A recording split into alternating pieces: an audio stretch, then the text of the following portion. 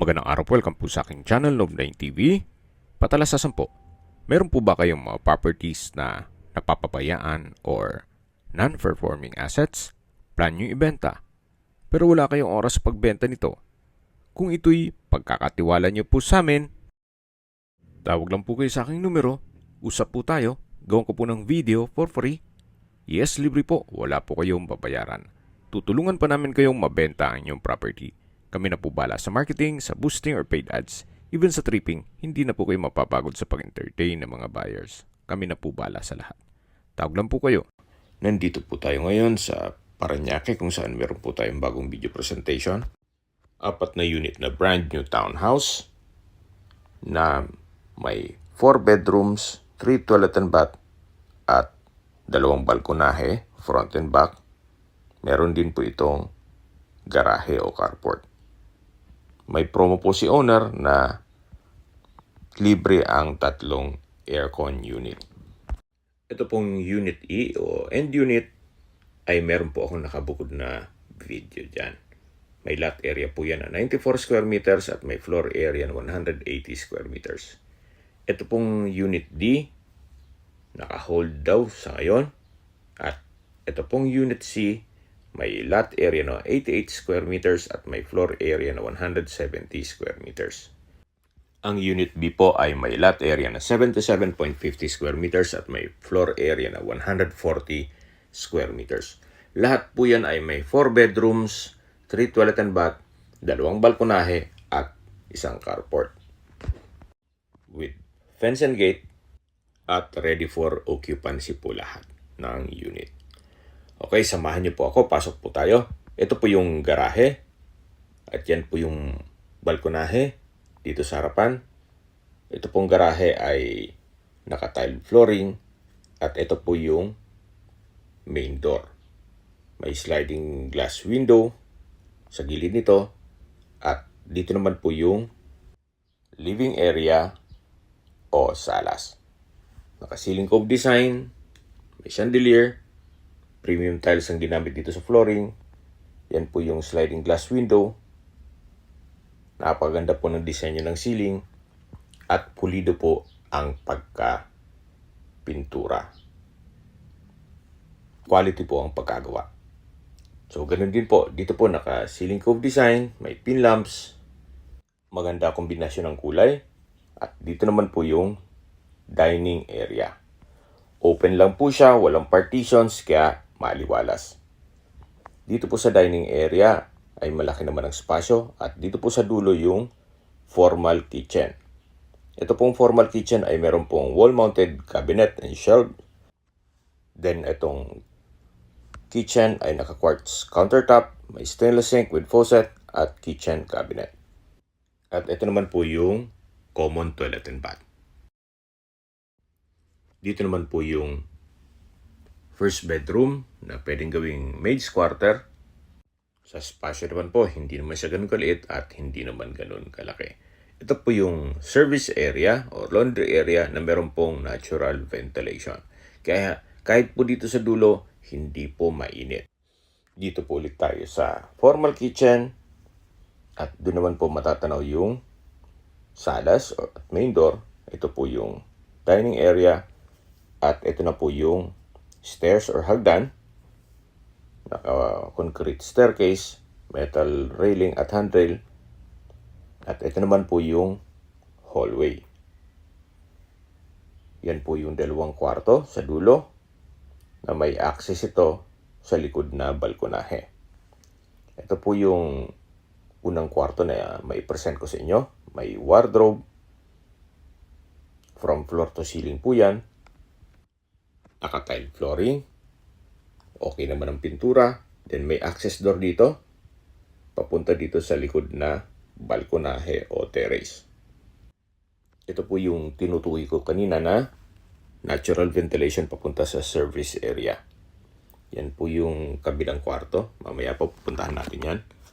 So dito po sa likod, napakalaki pa po ng espasyo.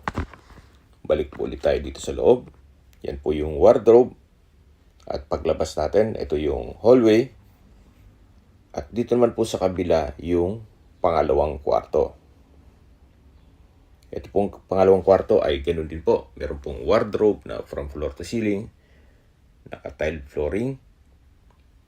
So, pulido naman ang pagkapintura, may sariling glass window o sliding glass window, at may access din papunta dito sa balkonahe o terrace.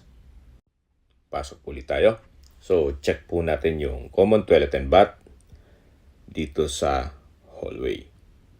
Ito pong common toilet and bath ay naka-tile bathroom wall, may overhead shower, at maayos naman po ang toilet fixtures. Check na po natin yung master's bedroom. Ito po yung master's bedroom. Napakalaki po ng espasyo. Then sa dulo po nito ay may sliding glass door papunta sa balkonahe o terrace. Naka-ceiling cove design, may center lamp, may pin lamp, at may sariling toilet and bath. May overhead shower, may towel rack, at maayos naman po ang toilet fixtures nito. Maganda disenyo at pulido ang pintura. Okay, labas po tayo. So dito po sa master's bedroom ay may dresser and drawer, may wardrobe, may vanity mirror. So kompleto na rin po. Ang kulang na lang dito ay kayo at ang gamit nyo. Ito po yung tinutukoy ko na sliding glass door na may access dito sa balkonahe o terrace. Yan po yung tanawin mula dito sa balkonahe, at dito naman po yung garahe at steel gate. So balik po ulit tayo dito sa loob. Yan po yung master's bedroom. Okay, habang naglilibot po tayo, discuss ko lang sa inyo yung difference between Unit B and C. Same concept, modern design, even yung floor plan, may 4 bedrooms, 3 toilet and bath, at 2 balkonahe. Meron din pong garahe, at may steel gate. So sa lot area lang po sila nagkakaiba. Ito pong Unit B ay 77.50 square meters at may floor area na 140 square meters. Then ang Unit C naman ay 88 square meters ang lot area at may floor area na 170 square meters. So ganun din po. Meron po siyang 4 bedrooms, 3 toilet and bath, may carport, at 2 balkonahe. Front and back din po yan. So ganun din po ang disenyo ng loob. Naka-ceiling cove design, may pin lamps, may center lamps, premium tiles ang ginamit dito sa flooring, at pulido rin po ang pagka-finish. Napakaganda po. So ganun din po ang setup sa formal kitchen. Naka-quartz kitchen countertop, meron pong wall-mounted cabinet and shelves, at meron pong kitchen cabinets. Meron din po itong common toilet and bath, at meron din pong maid's quarter. Okay, sa presyo na po tayo. Itong Unit E ay 9.4 million pesos and unit po yan. Unit D naka-hold. Ang Unit C ay 8.9 million pesos at ang Unit B ay 8.3 million pesos. So open po yan for bank financing, pero mas maganda na po kung may cash lang naman kayo. I-cash nyo na para wala kayong iniintindi ng monthly amortization. Sa distance, location at travel time portion na po tayo. Mula po sa main highway or Sukat Road, ang distance is 1.4 kilometers at ang travel time is 6 minutes. Nandun na po ang mga business establishments gaya ng fast food, banks, drugstore, hardware, at hospital. Yan po yung lagi kong binabanggit sa inyo sa paghanap ng property na dapat yung i-consider yung meron pong malapit na hospital. Hindi ko naman po sinasabing sakitin kayo, yan naman po ay for emergency purpose lang naman. Malapit na rin po doon ang Parañaque City Hall, even public market, church at school. So very accessible po itong property at malapit po sa lahat.